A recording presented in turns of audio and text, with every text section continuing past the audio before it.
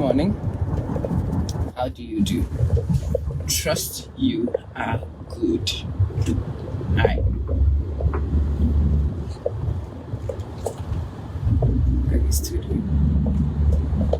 I trust you are very good. This morning, I have a confession. My confession is simple. Providence was right. What I'm about to confess to you is something I have struggled with for such a long time. This confession is one I would not have anticipated having to give. And you know,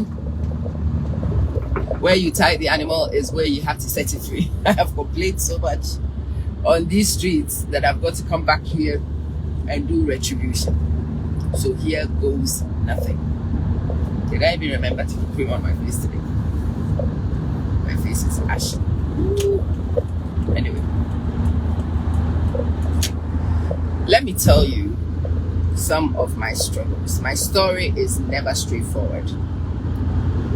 I don't just step in a place and I don't just get things happen to me. I don't just go forward like happens to a lot of people. My pathway is always convoluted. I go round in circles. This is what I do. Ultimately, I make progress in the direction I want. But there's a lot of this. And whilst you are spinning this way, it's difficult to keep your eye on the overall trajectory. So I have struggled and I have lamented, I have complained. One of the things that has tormented me in recent years has been the notion of making progress enough to be self-employed. Dahlia, Linda, Arthur, my greetings to all of you. The notion of becoming self-employed, it's been attractive to me for a long time. I've been working on this thing since 2018. But being self-employed hasn't quite worked out because I have had heavy responsibilities around my neck that I could not shed. And that is something I have struggled with because, you know, in my mind, that is what has held me back. That is why my business has not become what it could be. That is why it's not, because at the time I was reading business manuals that recommended that you quit to grow. Quit to grow was very popular at the time. And so in my mind, when you had made it is when you could quit and you could go grow. The funny thing about this is that the quit and grow propagators, they come from a certain domain that is not fully declared. And because the declaration is not really complete, you don't really know how different you are from the quit and growers. So most of the people in the quit and grow will tell stories of people like Jeff Bezos. He quit Wall Street and he went and started in his garage. Nice. What they forget to tell you is that he had spent years on Wall Street. He already had capital. He had deep pockets. And at least he had great credit. Lines of credit would be very available to him when he quit Wall Street. And so somebody like Jeff Bezos going off Wall Street to go start Amazon in his garage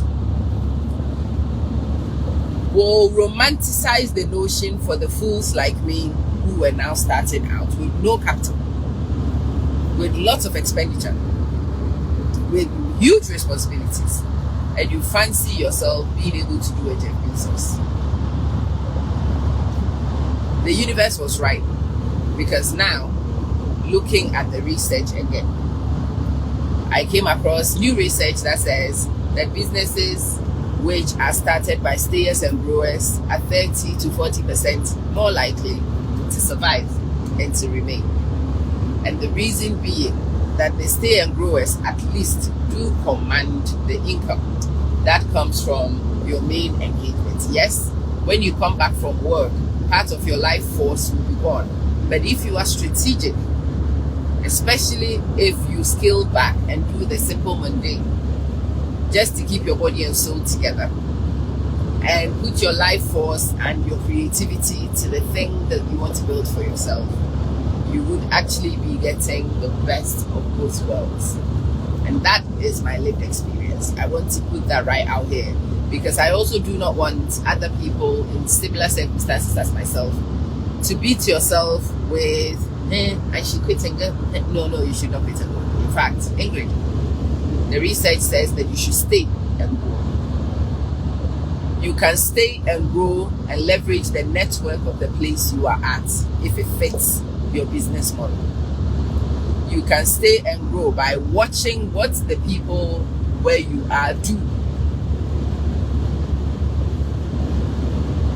And you can borrow off their techniques that seem to be working. You can watch what is happening where you are to inform what you do. And sometimes, like in my case, where you are fires your guts, it fires your nyash to do better. I was just reflecting over the 7 years that I have been on this page and a lot of things. And the reason why I have sustained my interest has been born out of necessity. It has been necessary for me to do it, so I've done it without complaint. If it was not necessary for me to do it, I would have relaxed and not done it. Agosia.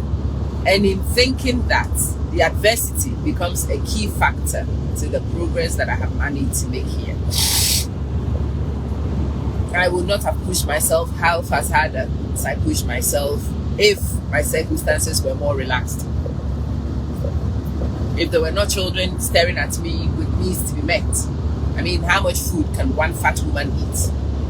I would have relaxed a long time ago. I would have chilled a long time ago. So here, dear Providence, universe, God, depending on what you call the force, this is your humble daughter sheepishly admitting that you were right. The methods that I have bemoaned were right. That ultimately you have my progress and well-being at heart. That you take me through the fire to be able to shape and sharpen me. I'm having this conversation with those of you who are brand new or maybe a bit behind me on the progress agenda. And I'm telling you, staying in your current business, staying in your current job whilst you start your new business is the new recommended position. Funnily enough, it is the new recommended position. Even some of the die-hard quit and growers have changed positions to become stay and growers. Quit and grow is a good strategy for younger people. It is a good strategy for older people. Basically, it's a strategy for people with few responsibilities and the freedoms to do the hell as they please. Those of us in the trenches, quit and grow is for rich people kids, or for people who have had success in their career, people who have been lucky to get an inheritance, people who have managed to build an egg nest, whatever the route to this point. Those people are more suited to quit and grow. How many of the people you know fit in that? Not many for me. I certainly do not fit that frame. What does that mean? That means that for a person like me, a reality check is very necessary. I need to have that conversation with myself. Girl, body and soul have to be kept together. You need to raise capital to do the things that you need. And sadly, you must work to get the capital. And until you have set something up, Elizabeth, until you have set something up and it succeeded enough to be able to return what you need to survive, for majority of us, the solution to our cash flow problem is income. income from jobs that we do. Yes, we start from the lowest grade. The lowest grade for most of us is trading time for money. I am starting work today at 7:30. I must be there at 7:30 because that's the time I have sold to them. And I cannot walk out of that place until 4.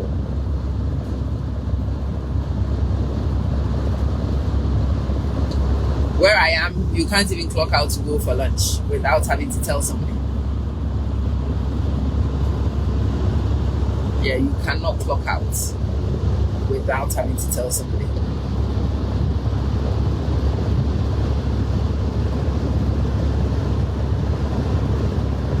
I have sold my whole day to them. And those of you who watched me on TikTok last night I was on TikTok at 11:30 p.m. in the same shirt that I wore to work at 6:30 in the morning. That is what a stay and grow looks like, practically. It means that you will go and do your shift in the place where you raise your capital. And then when you come back, you will be determined and committed enough to knuckle down and do what it takes to tend your own garden. What then happens as a result of those choices is that you get the money, especially if you are smart, you get the money from the place that you have to be to invest in the place that you want to be. And if you are strategic and lucky for that to check out, after a while, you should at least get a side hustle. So basically, the stay and grow and start our businesses as side hustles. Yeah, maestro. We start our businesses as side hustles. You have a main gig which brings the income, a main gig which pays your rent or mortgage, the main gig which pays your children's school fees, the main gig which does all these bread and butter stuff. And then you start a side gig. And I have been one who has done some side gigs that have paid me more than my main gig. The thing with the side gigs is that they do have a time frame. I have come to know. Some of the crazy successful ones I've had have all thinned back down over time. Side gigs settle down. But it means that when your side gig is in a certain category, you need to start looking at how to scale up. A lot of us start side hustles, me in particular, without a realization of the need to scale up, and so it tanks after a while. Then you need to find another one. But now, for me, having found another one and another one and another one over a period of time, now I do know that I do need to be setting side hustles that have the leverage to scale. Scalable side gigs. But if your side gig begins to strain, oh yeah, Letty, yeah. These are the truths. If somebody told me this from the beginning, I would have walked this path in a little bit more comfort. Because guess what? The path I've walked has not been really bad. It's just my expectations were unrealistic. I was expecting to be able to quit. And because I've not been able to quit, it's been a failure. No, it's not. It's not. Hearing this and knowing this has really helped me to cope. And it's helping me to stay focused. And that's why I'm having this conversation, hoping that some of you may be in the earlier positions I was in, and this might bless you to walk your path with your head held high, chin up, no tears in the eye, because you are actually doing really well. Yeah. Your business is going to start as a side hustle for most of you. It will remain as a side hustle for a long time until you are able to elevate and scale. For your side hustle to overrun your main hustle. When your side hustle overruns your main hustle, then there is no reason why you stay in the main. That is when you make a strategic exit. So for me, I have been trying to do this for a while, but the truth of the matter is that my overlays are such that there is another time frame that looms over everything I do. So whilst the children were in secondary school, I had made some projections, and based on those projections, when the kids were in secondary school, I should have been able to quit my job last year based on the expenditure from secondary school. The thing though is my children did not remain in secondary school. My children then graduated and went to university, and my expenditure changed completely. So I couldn't quit because my husband and I do not run one household anymore. We run three. 3 sets of cooking pots, 3 sets of cooking ingredients, 3 sets of utensils, 3 sets of expenditure with transport, 3 sets. Yeah. We pay 3 lots of rent. Each of the kids is in accommodation, which is paid for. So yeah, we have doubled or tripled, well, let's not even say double. We have increased our expenditure in that category beyond what we were used to in secondary. They fly back home 3 times a year. That's a lot of money on its own. And because our expenditure changed, especially last year when the second child went to university as well, so we are not sponsoring one, we are sponsoring 2 in succession. That changed the game completely.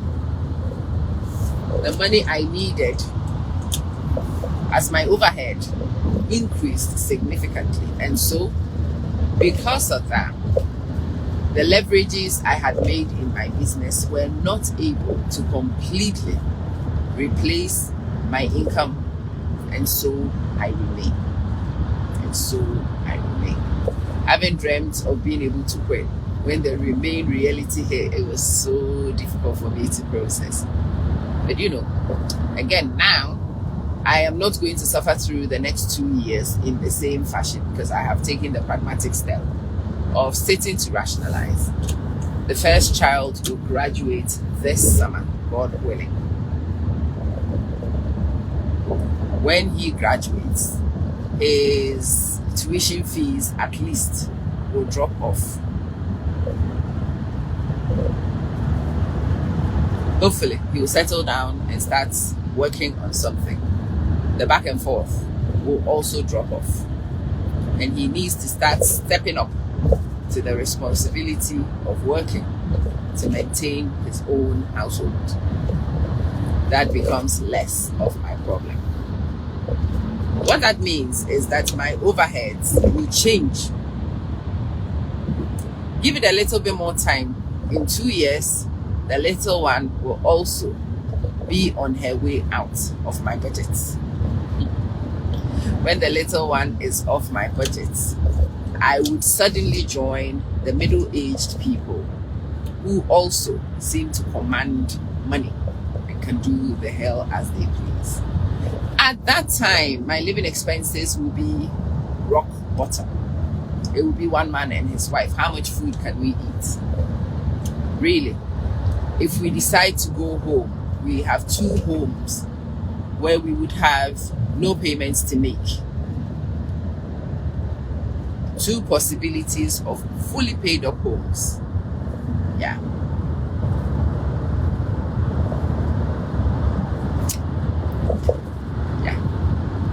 Possibility of 2 fully paid up homes.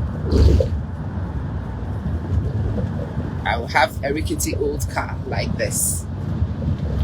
This rickety old car that some of you laugh at, I own outright. I do not have any money on this. I own this car outright. So really, all I need is petrol to keep my rickety old car going. At that point, you will find, and that's what I noticed, most of the writers who were in the Quit and Grow and were recommending Quit and Grow and were propagating Quit and Grow, they come from these domains. They were sharing their perspectives based on their experience, forgetting one key thing, that when you start this journey, for majority of us, you do not own this position. You do not command the finances. You do not have the lowered living expenses. Those of us who are aspirational are usually middle-aged, young. We come from backgrounds that do not position us to have these resources.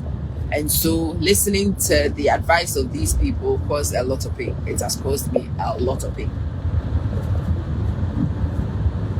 And then I've seen a few people with research. I've seen a Stanford research actually, which suggests that for people like me, stay and grow is the more sensible thing. Like, why didn't I see this publication early enough? Why did I have to torment myself for so long from pure ignorance? Anyway, those of you who are watching me are some of the blessed ones, because you get to hear the alternative perspective and hopefully prepare yourself to position in much better places. Yes. Quit and grow is for people who are privileged. Stay and grow is a feasible position also for the rest of us who don't occupy the first position. And no, it is not a diminished position. It can actually be a much better position because it makes you hungry. So I'm going today into an environment that I have very little control over. Real work, Vicky and Fatima. I'm going to a place that I have very little, if not no control over. I'm going to a place where I have absolutely no favor. The elements in that place are going to operate the way the elements operate around how I am positioned in that place. And there are many things today that will remind me to go focus on my business. Many things. It happens to me daily. There are many, many, many things that remind me that it is in my best interest to create an escape plan. And for those reasons, so yesterday was one of those days. I had so many reminders of the need to focus on my business and to make sure that I am pushing it in the direction in which I need it to go.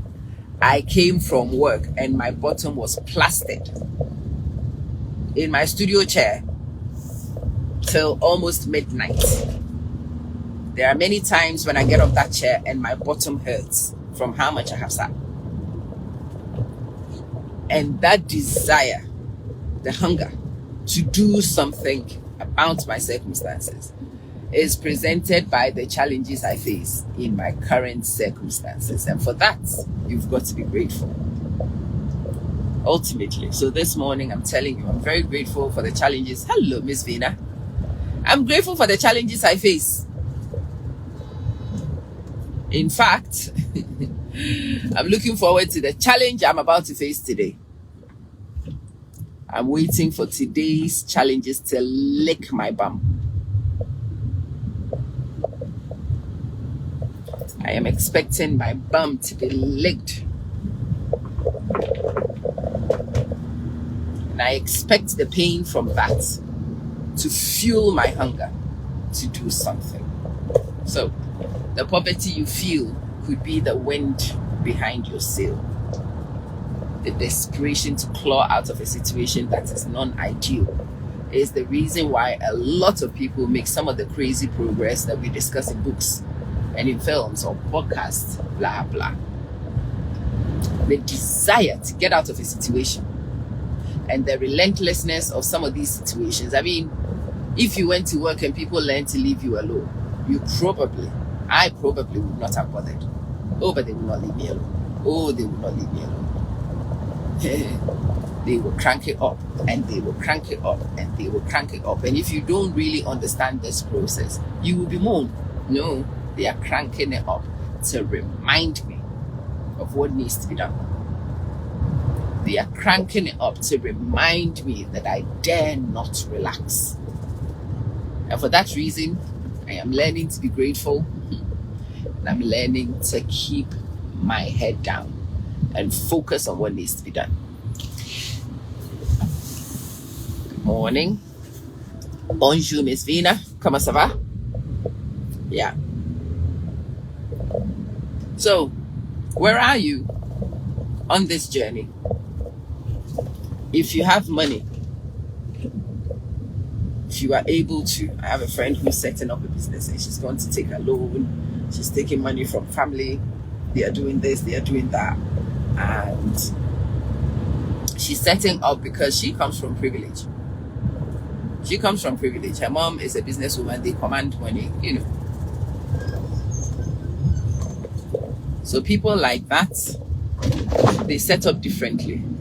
They hire consultants and they do all manner of things when they are setting up. That is within their privilege. That's fine. That doesn't mean that I would be setting up in the same way. And if I don't set up in the same way, I haven't failed just because. Nope. Most of you, like me, will not be able to command that startup capital to hire a consultant. Most of you, like me, will need to be the same ones who sit on your backside to learn how to build your own website. Most of you, like me, will need to sit down and really slug it out in order to learn what works. But you see, yesterday I was offering consultancy services to 2 people and I realized that I am a flipping good consultant. I am a flipping good business consultant. You know why? I have been through the mill.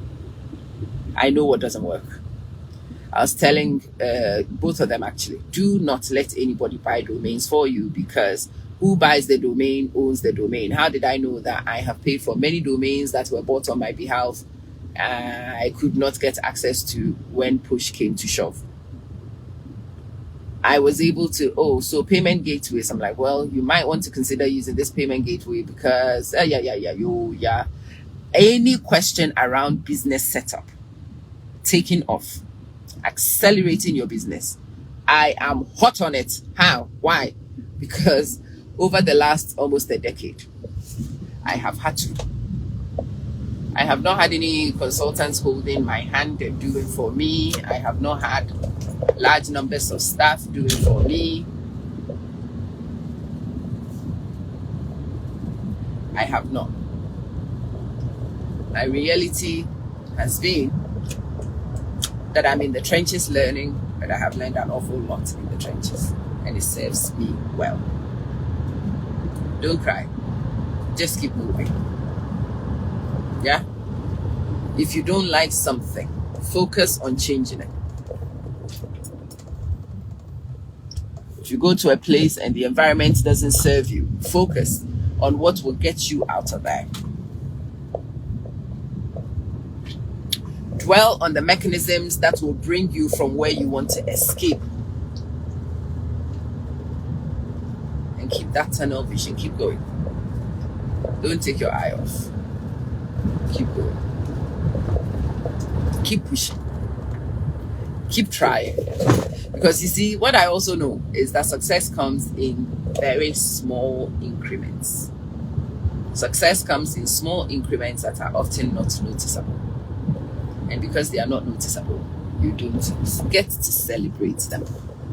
And so you would think that you have been slugging at something and it hasn't really achieved anything. It often has achieved many things that you've not given yourself time to acknowledge. I have had time to sit talking to a lot of people about this. Somebody says, well, so tell me what you have done with your business. Well, I don't have mansions to show you. That I certainly don't.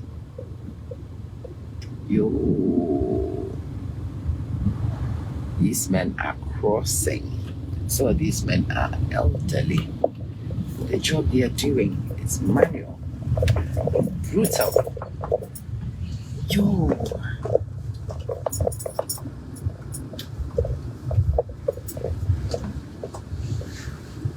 Anyway, listen. What I wanted to say, hopefully, has inspired you. Keep going. Don't give up. You haven't failed just because you have not become a millionaire. You have money to pay your bills. That is a lot of success.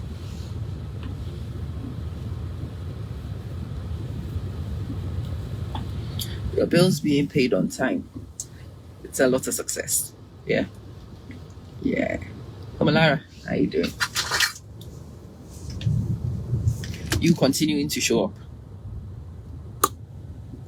is an awful lot of success too. You not giving up and standing to fight another day. That's a lot of success. Don't bastardize that.